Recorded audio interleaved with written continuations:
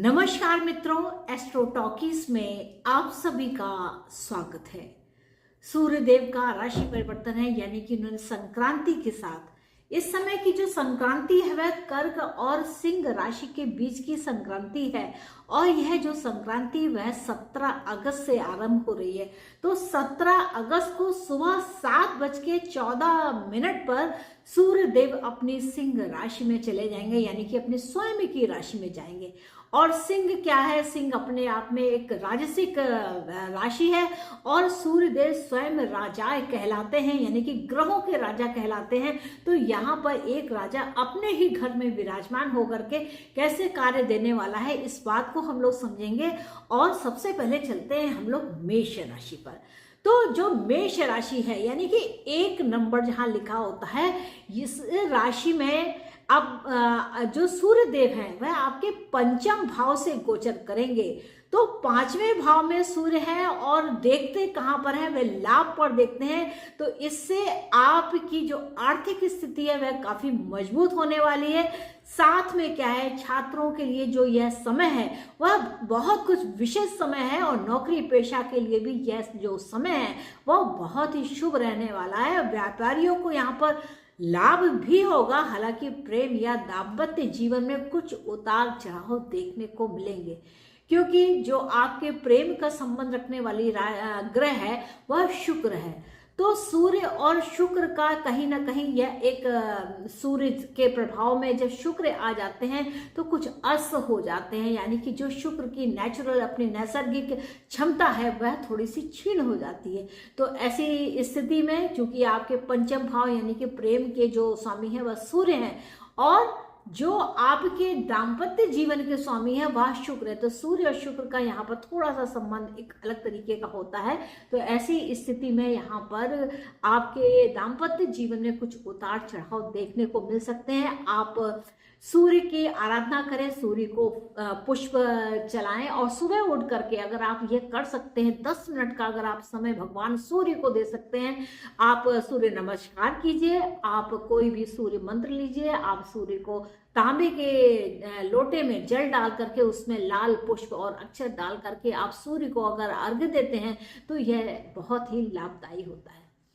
चलते हैं वृषभ राशि को लेकर के। तो आपकी राशि में, यानी कि आप वृषभ 2 नंबर की राशि है, आपकी राशि में सूर्य 4थे भाव से गोचर करते हैं। तो यह क्या है? आपकी जमीन जायदाद को लेकर के, वाहन को लेकर के या संपत्ति खरीदने का यहाँ पर योग बना रहे हैं और व्यापार में लाभ और नौकरी में उन्नति भी दिलाएंगे। हालांकि आपको पारिवारिक जीवन में सभी तरीके का यहाँ पर एक अच्छा शुभ प्रभाव मिलेगा।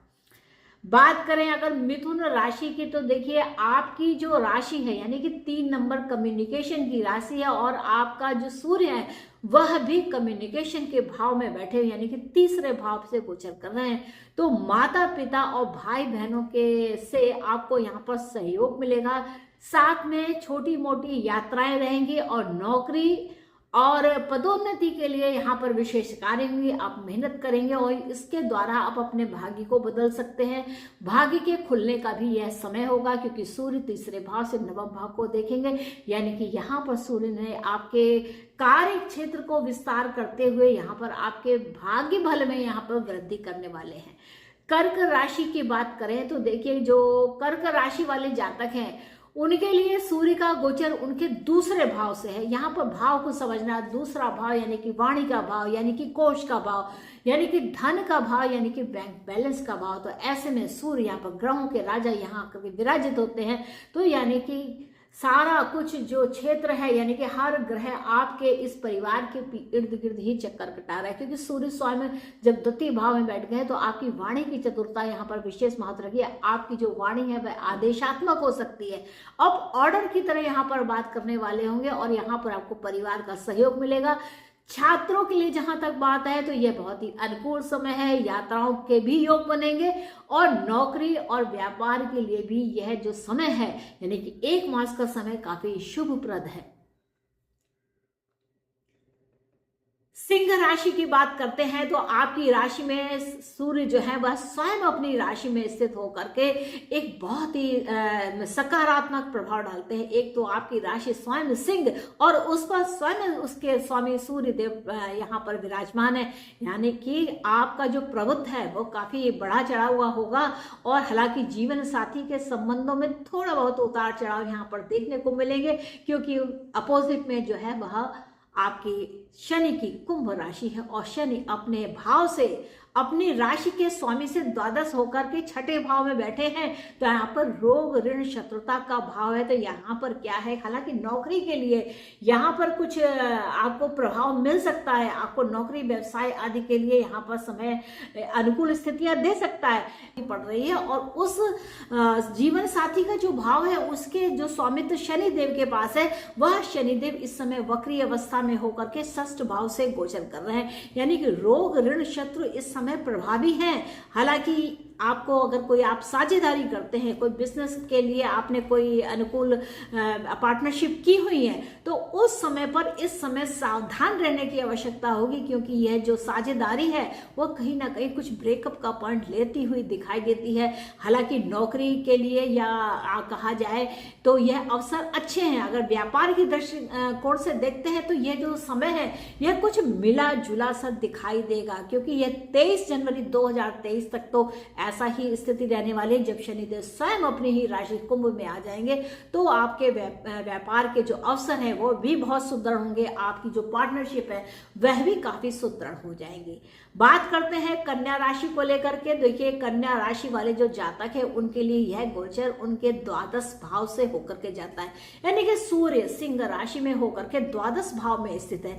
तो ऐसी स्थिति में क्या लंबी यात्राएं करा सकते हैं। हालांकि सेहत की दृष्टि से अगर देखा जाए तो यह समय कुछ अनुकूल नहीं है, क्योंकि इस भाव का संबंध कुछ हॉस्पिटल से भी होता है। हालांकि यह सुधार का ग्रह कहा जाता है, यहाँ पर खर्चे बढ़े हुए हो सकते हैं, लेकिन यहाँ पर कुछ आर्थिक नुकसान हो जाने की, क्योंकि व्यय का अभाव है, यानी कि व्यय कुछ राजसिक तरीके से यहाँ पर खर्च हो सकते हैं। कुछ आप बड़े उसमें खर्चा कर सकते हैं, जैसे हॉस्पिटल्स में दान करना या आश्रम्स में दान कर देना, इस प्रकार का यहाँ पर संबंध हो जाए, क्योंकि सिंह राशि है और इसका जो द्वादश भाव से संबंध है, यानी कि खर्चों में वृद्धि कर देना, यह स्वाभाविक तौर से यहाँ पर आपके खर्चे बढ़े हुए दिखाएंगे। हो सकता है कि आप खोल करके कुछ धार्मिक संस्थानों में या एजुकेशन के जैसे एडमिशन वगैरह के लिए भी किन्हीं संस्थानों में अच्छा खासा एक व्यय करना पड़ता है। तो ऐसी स्थिति भी यहाँ पर हो सकती है कि आपका काफी एक धन ऐसे खर्चों में आपका व्यय हो जाए।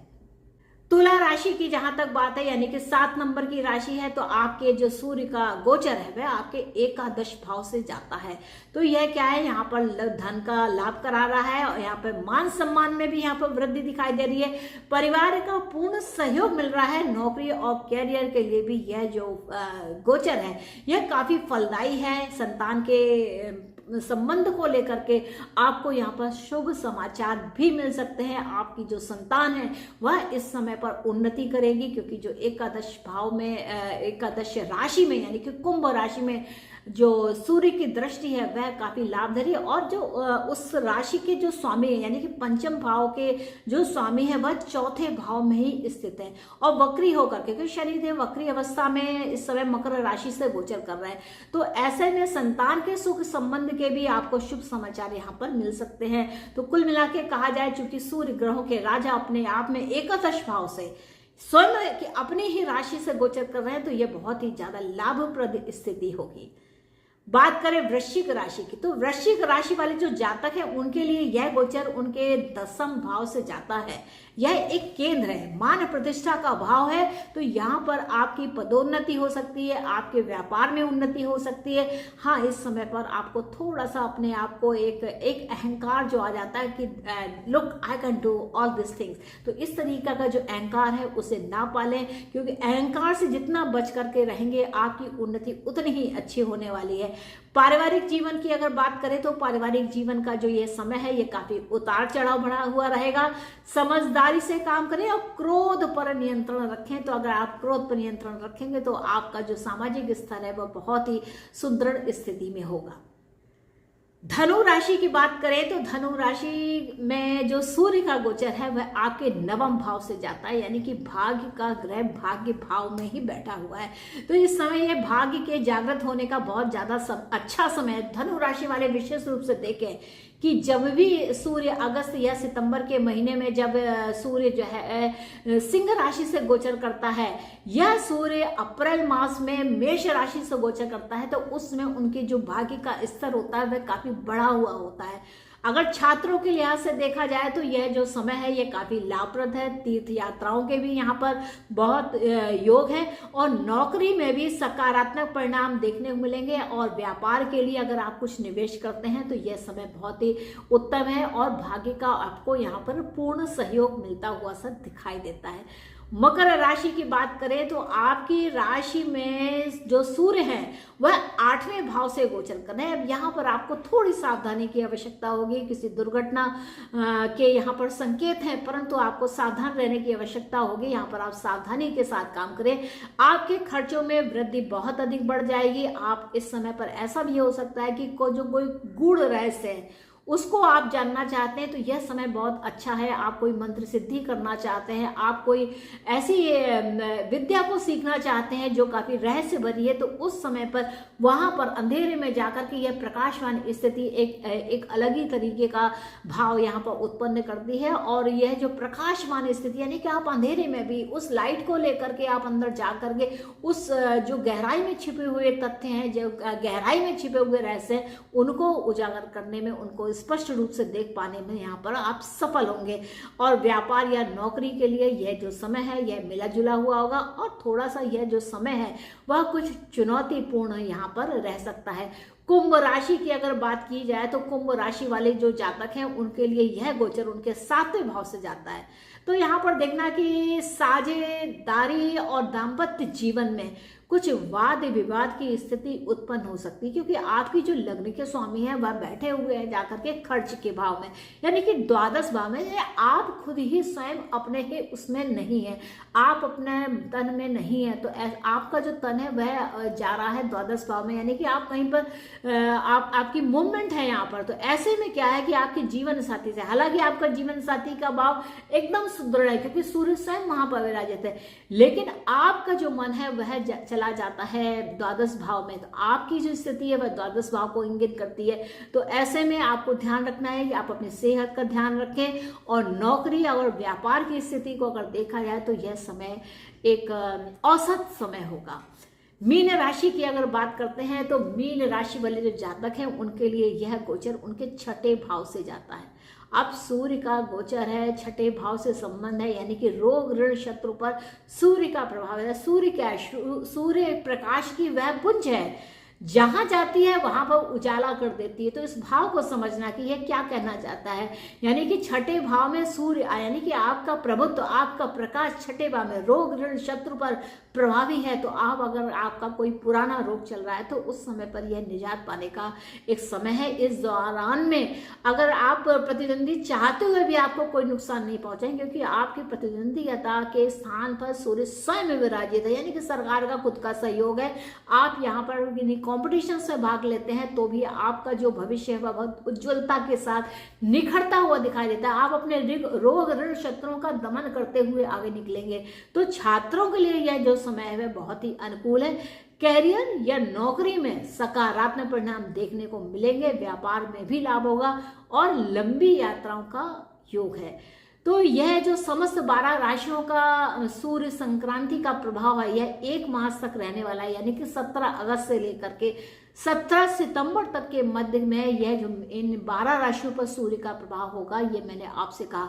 और आशा है कि आपको मेरा ये एपिसोड अच्छा लगा होगा और आपने मेरी इस एपिसोड को एंजॉय किया है। तो कृपया चैनल को लाइक कीजिए, इसको शेयर कीजिए और सब्सक्राइब करना बिल्कुल मत भूलिएगा, क्योंकि सब्सक्राइब करेंगे तभी तो आपको मेरे वीडियोस मिल सकेंगे। तो मित्रों, मुझको आज्ञा दीजिए, मिलते हैं नेक्स्ट एपिसोड में किसी और सुंदर विषय के साथ। तब तक के लिए नमस्ते। Please subscribe to my channel Krishna Rashifal and astro talkies.